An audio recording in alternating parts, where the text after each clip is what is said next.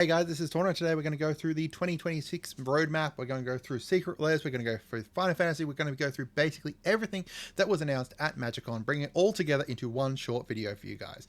So we're going to sum up everything. I'm going to try and be as quickly as possible while also being clear, hopefully, and just make sure that it's all kind of sorted. So you can basically watch this video and know everything that I've shared in the last, 4 or 5 videos. Nearly every set from the next year has been announced. Full batch of 2 Secret Lair super drops and more. Now, before we do get into that, make sure you guys subscribe. I was up at 3 a.m. doing videos for you guys on the latest news. I have been covering the news full stop, like instant speed, breaking news. I'm trying to hit 25,000 subscribers by the end of the year. If you guys could, that would be absolutely amazing. YouTube's screwing around with the algorithm and stuffing everything up at the moment, so any subscribes really help to kind of keep the channel around and everything. So let's go through. We're starting off with the 2026 roadmap. This is a graphic that I have done up here. I'm going to move myself out of the way very quickly so you can see that. This is basically every set that's going to be coming next year for 2026. Now, we don't know what that March set is, but I'll talk about that in a minute. So let's go through. Starting out with Lorwyn Eclipse, this is going to be releasing January 2026. It's got some fun callbacks to the original set. So this is our first return to Lorwyn and Shadowmoor since 2008, except for when we very briefly saw it when we went there for March of the Machines. The two aspects of the planes have now merged, and you'll see like shadowy stuff from Shadowmoor moving through, and then Lorwyn doing the same kind of thing. Like the planes just kind of all up in turmoil, and basically kind of patches of Lorwyn and Shadowmoor kind of merging through and going everywhere. It looks really interesting. Notably, there is a lot of older faces that are going to return alongside 2 vast new elementals that are representing both aspects of the plane. You've got the big, the Dawn one kind of bringing through the Lorwyn side, and then you've got the Shadowmoor one bringing through the Shadowmoor side. It looks really cool. There's double-sided cards to represent the characters as they move between their Lorwyn and Shadowmoor sides. So, if a character's here in Lorwyn, as they move forward through Shadowmoor, their personality changes, who they are kind of changes as well. It's very interesting. Now, when we go here, we're going to be following 5 students from Strixhaven who are going there on an expedition, and they seem to be like our new main squad, our new main characters for this next kind of few arcs kind of thing. It's going to be really cool.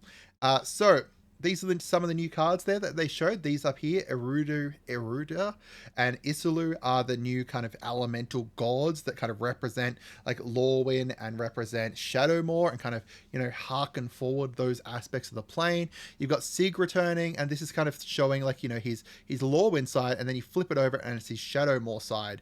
It's all really interesting. And then down here, you've got the same for Ashling, both on the Lorwyn side and then the Shadowmoor side there as well. We've got this, which is the Bitter Bloom Bearer.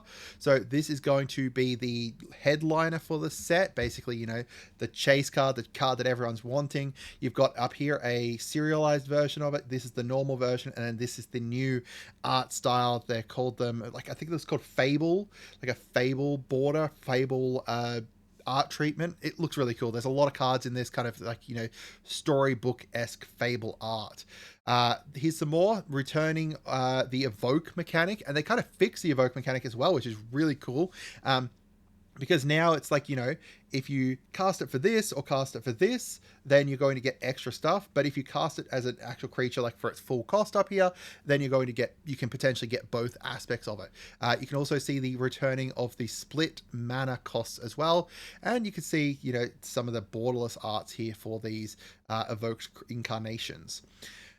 These here as well. This is double-sided Shocklands. So all the Shocklands are getting reprinted in here. They're going to have normal art, and then they're also going to have these double-sided borderless art as well, which is really cool. So you've got here one side of Steam Vents, and it's the Lorwyn side, and then the other side the Shadowmoor side. And the quote for both of them is both from Ashling as well, which is really cool. So you can see both aspects of the plane, and you could, if you want a Shadowmoor side of it or a Lorwyn side of it, you got both options. And these are all getting reprinted within the actual set, which, yeah, we've got to have all 10 of the Shocklands now within standard, which is really great for some people. The new precons, we've got Dance of the Elements, which is going to be around summoning huge elements and then sacrificing and duplicating them.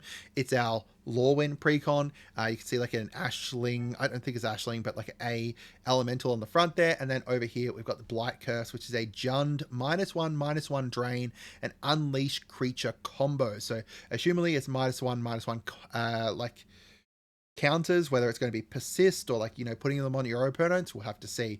Lots of cool stuff there. And then we've got this, which is the draft night box. This is basically designed for you to have a 4-player draft. You've got 12 play boosters, 1 collector booster, and then 10 land, sorry, not 10 lands. I think it's 50 lands in it. So, you know, you've got like the 12 boosters to do the draft and then 1 collector booster for the prize for whoever it is. And they're going to be printing these for each set going forward for this year. Then, in addition to that, this is the card for Jean Emmanuel. I don't know how to pronounce that, sorry. The winner for the World Championship last year. Really cool card. When it enters, you may discard a card, and if you do, search your library for a creature card, reveal it and put it into your hand, then shuffle, and you can untap target permanent. That's going to be great with so many elves, and there's a couple other changes that they announced hiddenly. First of all, pre-release promos will no longer have this stamp for the year on them in, like, you know, your pre-release kits as of Lorwyn, and the commander decks don't have collector booster samples in them anymore, which is a little bit disappointing. There's also going to be Lorwyn First Light, and then which is an upcoming D&D digital expansion. So if you want to go through Lorwyn with your D&D party, you've got that option there. And then these here are 2 60-card standard level precons, and they're going to release with each in-universe set. So you've got a Pirates one and an Angel one there. All right, moving on to March 2026. Now, this is the unannounced Universes Beyond. We don't know entirely what it is. However, they said watch New York Comic Con, and at New York Comic Con, there is going to be a Nickelodeon X Magic the Gathering panel there. There is a bunch of evidence pointing towards that being Teenage Mutant Ninja Turtles. I'm not going to go into that in depth right now, but I would say, you know, 90% chance that it is TMNT coming in March. All right, on to Secrets of Strixhaven. So this is April 2026. We're going to have those 5 students coming back, and they're going to be like our main characters here. And we're also going to see beyond the walls of Strixhaven. What do they do outside of school? What do they do after they've graduated, etc. There's also some fresh batch of students, and they're going to have, you know, students coming in from across the multiverse now through like the Omen paths and everything. There's also going to be a new, new novel that's going to release alongside it that follows that first class of students from across the multiverse, and it's going to have a special promo card for Command Tower that's featured on Strixhaven. After that, in June, we've got Marvel Superheroes. This is going to feature a whole bunch of superheroes. It's meant to be basically, you know, our big Marvel superhero set. It's going to, you know, it's not just the Spider-Verse or just the street level. It's going to have everything from, you know, Avengers to Heroes for Hire to Fantastic Four, etc. So you've got some of our heroes here. We've got the Killmonger. These are absolutely insanely great arts. I absolutely love them. We've got some more art here. Notably, this is the Heroes for Hire down here. The Defenders. Well, not the Defenders. They're separate teams, but kind of like the Defenders. Luke Cage and Danny Rand's like Heroes for Hire. Yeah, practically. We've got, like, you know, Squirrel Girl up there. We've got the Young Avengers, or, you know, the mentors and stuff like that with their proteges, and then Nick Fury down there as well. After that, in August, we've got the Hobbit. So this is going to be based around, obviously, the Hobbit. We've got a bunch of art that was great for it, but this one here, I think, really takes the cake. I absolutely love it. So it's called My Precious, and it's got obviously got Gollum there with the One Ring and stuff. It's fantastic. I love it. Yeah, it's the Hobbit. Everyone's gonna love it. You know, everyone loved. Well, okay, most people loved Lord of the Rings. Some people didn't like Lord of the Rings for silly reasons, in my opinion, but still, you know, I think that Lord of the Rings was absolutely an amazing set, and people loved it. So seeing the Hobbit's going to be great too, I think. Then in October, we've got the next event set. So this is a Universes Within set. We're going to see what happens. This is the finale for this multi-year arc that started back with, I believe it was Wilds of Eldraine, with, like, you know, the Omen paths opening up and everything. And then here we're going to kind of see the finale for it. They said that there's a villain that we wouldn't expect, I believe it was, and they're going to be doing something that is innovative and unique that Mark Rosewater really wanted to do, and then he didn't think there was ever going to be a time to be able to do it, but he's going to do it now. In my opinion, I think it's going to be like, you know, alternate realities kind of bleeding together and stuff like that. Maybe like incursion style, like, you know, if you've seen in the Marvel comics, kind of bringing the worlds and they're clashing together and everything. Who knows? We'll have to see. It's going to be really cool. I'm very excited for it. And one of the lead devs for it was one of the guys who worked on War of the Spark and worked on March of the Machines, which are both fantastic sets, both narratively and in cards, in my opinion. All right. After that, in November, we've got Star Trek. So this is, you know, the Magic the Gathering Star Trek set. Again, these are all sets. So yes, if you count them up, that is 7 sets next year. 4 being Universes Beyond, 3 being Universes Within. So we've got some cards from Star Trek, and this is being led by Gavin Verhey, one of my absolute, one of my idols. I absolutely love his work. He does a fantastic work. He's incredibly passionate about the game, so I'm very, very excited for this. So we've got Captain Kirk boldly going here, and then we've got, like, you know, Warp Speed. There was some other cards shown as well. They're all fantastic cards. Like fantastic artwork and stuff. I am not a huge fan of Star Trek, right? I know that there's some people who are. So, you know, I'm looking forward to kind of delving into that world with this too. Notably, again, 2027 will go back down to 6 sets, which is going to be 3 MTG universe ones and then 3 universes beyond. However, next year it is 7 universe sets, which is, they have teased, well, not teased, they hinted at the fact that there was something behind the scenes that happened that made that go that way, but I don't know if we'll ever find out. So let's continue on. We've got Fantastic Four. We've got Final Fantasy here, December 5th. All the Final Fantasy holiday release stuff's happening. We've got a unit that's going to be featured at WPN events. We've got the 4 new scene boxes. All of them come with 6 new cards. And then you also get the 6 art cards for those ones. And then also 3 play boosters. We've got this, which is a amazing American only, US only game edition for the Commander deck. So you'll get the Commander deck, you'll get a download code for Final Fantasy VII, and then you'll get this Cloud Midgar Mercenary over here, which looks fantastic and is 100% an upgrade you want to be putting into that deck anyway. There's also the Final Fantasy Chocobo bundle. So this one here is 110 MSRP.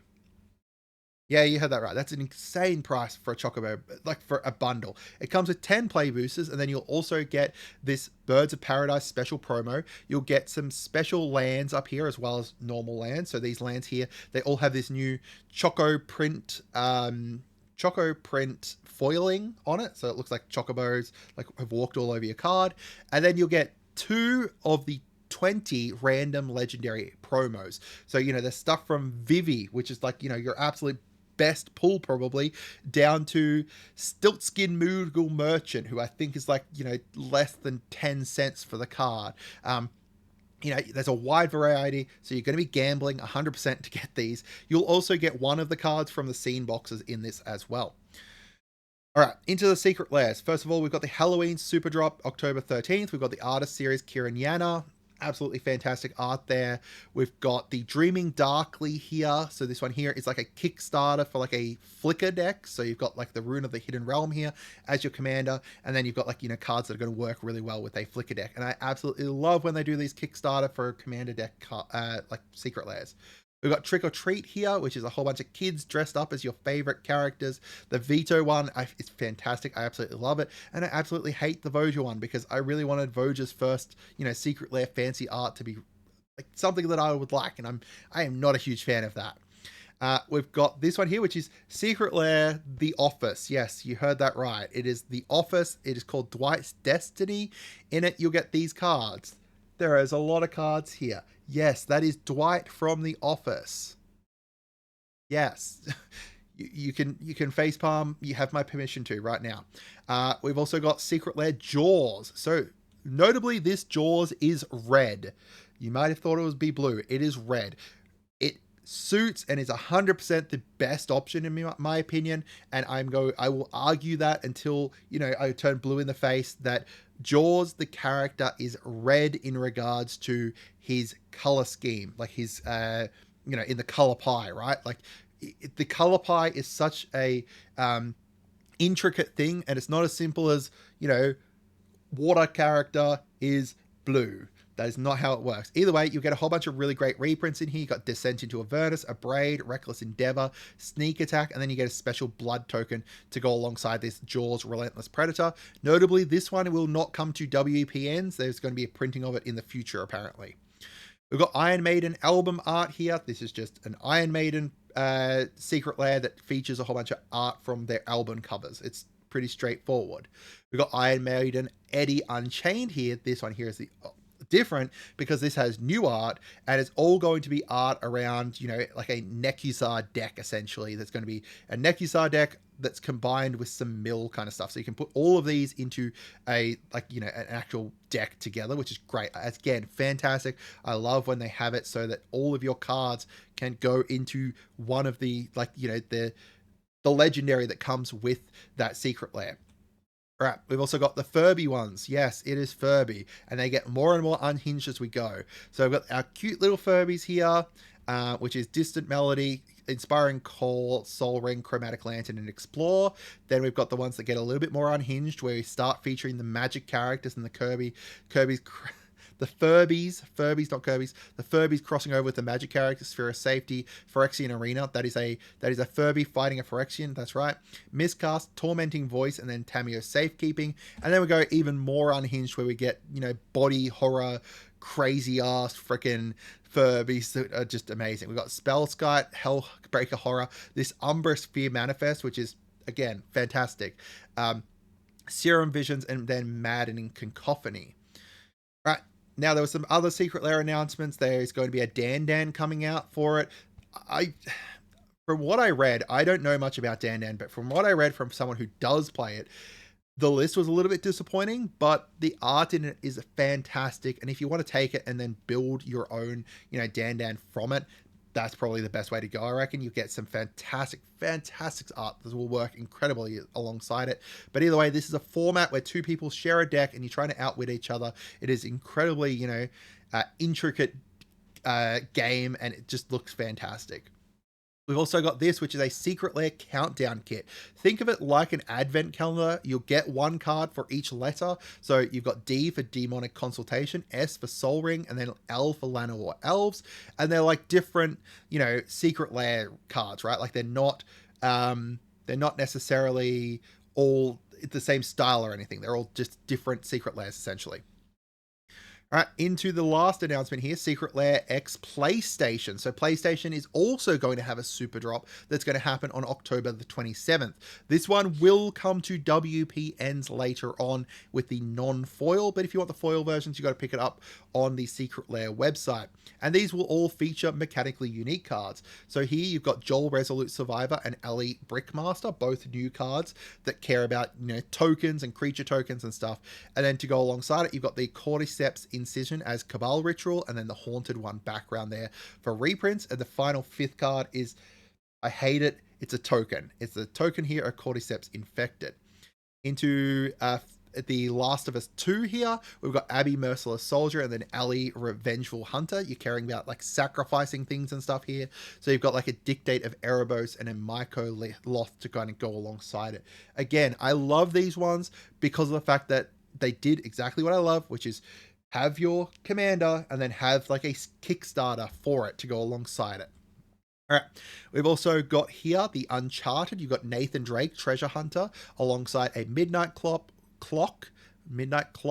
Whip of Erebos, Chain Reaction, and Passionate Archaeologist. You've also got here Kratos, God of War. There's a one for this is called the Greek, it's like his Greek era, essentially. It's got Kratos, God of War, the Battle of Olympus as World at War, the Blades of Chaos Bond for Rite of Flame. You've got Hades' Grip down here for Sulfuric Vortex, and then Kratos' Rage as Pyrohemia. So this one here is all about, you know, just killing your opponents as fast as possible and forcing them all to attack, otherwise he's going to deal a lot of damage to them. And then you've got on the other side God of War Norse. So you've got Kratos, Stoic Father, and Atreus, Impulsive Son, as like, you know, your two commanders. So they both care about gods and gods attacking for Kratos, or gods dying, and then getting experience counters.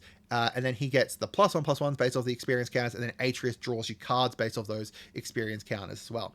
You've got a reprint here of Eros, God of Victory, as Freya, Queen of the Valkyries. And then finally, the fourth and fifth card is Teferi's Ageless Insight, except it's a double-sided version of it. So you can get either Mimir's Ancient Wisdom as the head on his hip there, or you can get him stuck in the tree.